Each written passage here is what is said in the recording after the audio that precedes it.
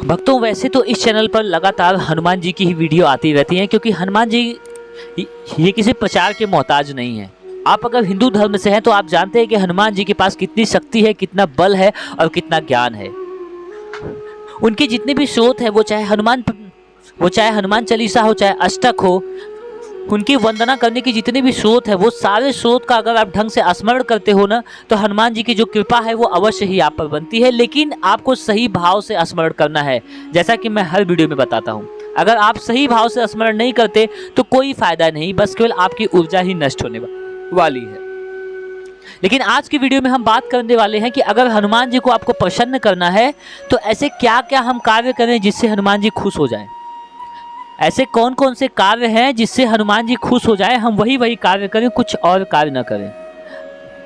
या हनुमान जी को हम इस तरह का कौन सा चढ़ावा चढ़ाएं जिससे हनुमान जी खुश हो जाए। वैसे तो साधारण से आप जानते ही हो कि हनुमान जी को बूंदी के लड्डू बहुत पसंद है, क्योंकि हनुमान जी एक बानर रूप में आए थे, जो कि शंकर भगवान का बानर रूप था, वो बानर वाला अवतार था, इसीलिए उनको बूंदी की लड्डू बहुत पसंद थे।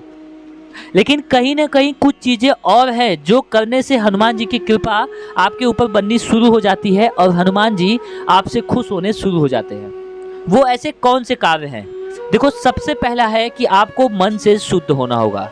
ये अपने हर वीडियो में बताता हूं कि अगर आप किसी भी देवता की पूजा करते हो, लेकिन हनुमान जी की पूजा में आपको मन की शुद्धता की बहुत बड़ी ज़रूरत होती है। अगर मन की शुद्धता नहीं है तो मैं यही कहूँगा भक्तों कि हनुमान जी की पूजा आप छोड़ दीजिए, आप किसी और देवता की पूजा अपना लीजिए। लेकिन अगर आप मन शुद्धि से आप पूरी हनुमान चालीसा ना पढ़िए, आप हनुमान चालीसा का केवल 2-3 दोहा ही पढ़िए, तो मान के चलिए आपको फायदा होगा।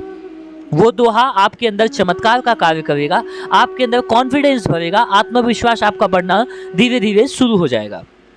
उसके बाद दूसरी जो चीज़ है, जब भी आप हनुमान जी के पास जाएं, अगर आपके पास बहुत कष्ट है तो पान का बीड़ा, आप समझते हो ना, आप अगर पान नहीं खाते तो भी कोई बात नहीं है, आप पान का बीड़ा ले जाइए, मंगलवार या शनिवार को उनके यहाँ रख दीजिए और रखते हुए आप जो भी कार्य करने वाले हो इन फ्यूचर, भविष्य में, उस कार्य को उनके सामने 3 से या 5 बार दोहराइए और बोलिए कि आपन तेज समारो आपे। मतलब ये आपका काम है, ये बीड़ा लीजिए, अब आप इस काम का बीड़ा आप ही उठाइए। हनुमान जी, इस काम का बीड़ा मैं नहीं उठा सकता, मैं केवल कर्म कर सकता हूँ, मुझे माध्यम बनाइए, लेकिन सफलता आप ही दिलवाइए। मैं सांसारिक व्यक्ति हूँ, मैं इस कार्य को पूरा नहीं कर सकता, बिना आपके ये कार्य को सफल बनाना संभव ही नहीं है।